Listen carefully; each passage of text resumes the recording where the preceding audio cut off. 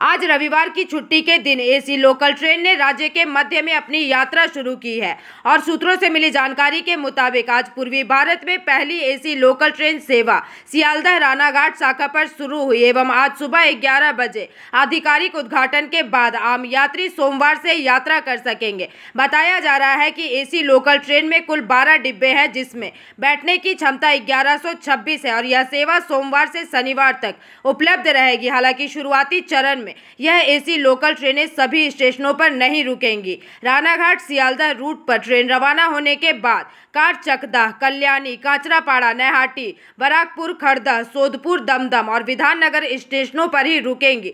सूत्रों के मुताबिक ट्रेन सुबह 8:32 पर रानाघाट स्टेशन से रवाना होगी और सुबह 10:10 पर सियालदह पहुंचेगी।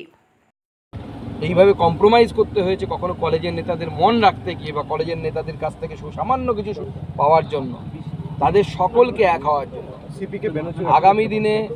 আগামী দিনে আপনার মেয়েদের ভবিষ্যৎকে, আমার আপনার মেয়েদের ভবিষ্যৎকে যদি হয়, সমস্ত মায়েদেরকে এক হতে হবে। Bureau report, PVTV news.